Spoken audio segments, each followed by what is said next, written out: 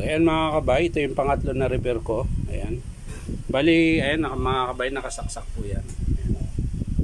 So papaanda rin natin mga kabay. Ayan. Makita nyo po mga kabay, makislab tas umipit. So titingnan natin mga kabay kung bakit ganun yung andar niya. So tara, samahan nyo ako.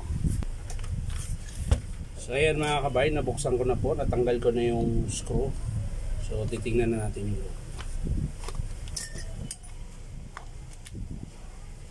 loob. Yun. Sabi ko na eh.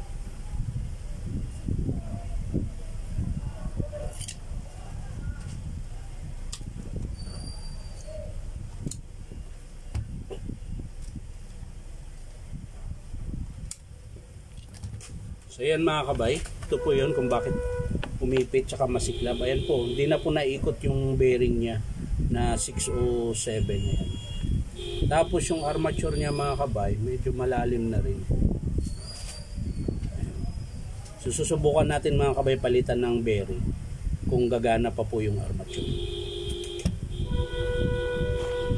So yan mga kabay, palitan ko na po yung bearing. Susubukan lang natin. Itong bearing na to mga kabay, luma na rin to. Pero hindi po ito ang ibibigay. Yan. Pan-testing ko lang po ito mga kabay. So titesting natin mga kabay kung gagana siya. So yan mga kabay, titesting po natin, nakabit ko na po, ayan. Titesting natin ngayon kung maganda pa ba yung andar niya.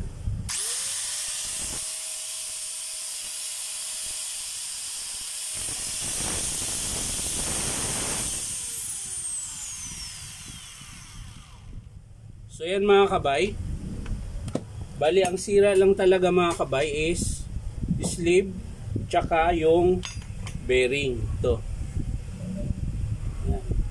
So ito po yung papalitan mga kabay. Ngayon babaklasin ko siya uli, tatanggalin ko yung kinabit at ibabalik ko muna ito kasi baka mamaya ayaw ipagawa ng customer. Pero alam ko pag mga ganito mga kabay, sleeve bearing lang pinapagawa kasi ang aabutin lang nito yung sleeve 100, itong bearing 150, so 250 plus 200 labor, 450 lang po kung sakaling i-approve ng customer.